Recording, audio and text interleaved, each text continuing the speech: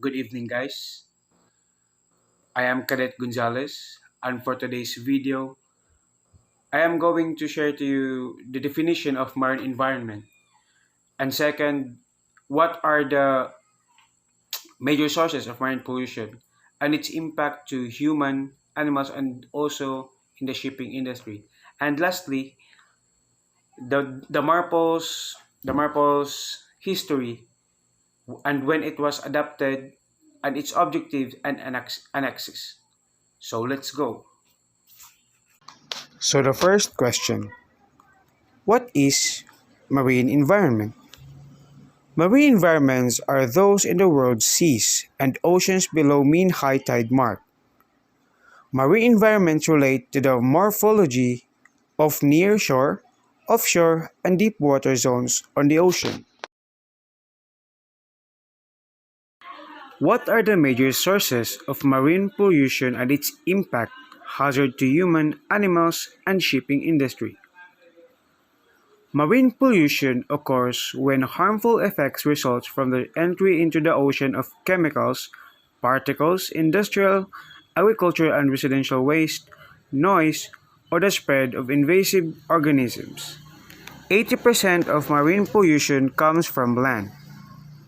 Air pollution is also a contributing factor by carrying of pesticide or dirt into the ocean. Land and air pollution have proven to be harmful to marine life and their habitats. The oil spill is dangerous to marine life in several ways. The oil spilled in the ocean could get into the gills and feathers of marine animals, which makes it difficult for them to move or swim properly or feed their children. The long-term effect on marine life can include cancer, failure in reproductive system, behavioral changes, and even death. Most of the debris in the ocean does not decompose and remain in the ocean for years. It uses oxygen as it degrades. As a result of this, oxygen levels go down. When oxygen levels go down, the chances of survival of marine animals like whales, turtles, sharks, dolphins, penguins for a long time also goes down. Industrial and agricultural waste include various poisonous chemicals that are considered hazardous for marine life. Chemicals from pesticides can accumulate in the fatty tissue of animals, leading to failure in their reproductive system. Chemicals used in industries and agriculture get washed into the rivers and from there are carried into the ocean. These chemicals do not get dissolved and sink at the bottom of the ocean.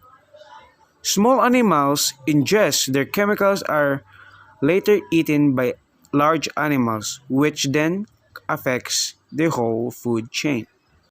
And the last question. Explain MARPOL Convention, its history, when it was adopted, entered into force, and its objectives, including all the regulation of MARPOL Annex 1 to 6. MARPOL is the main international convention aimed at the prevention of pollution from ships caused by operational and accidental causes.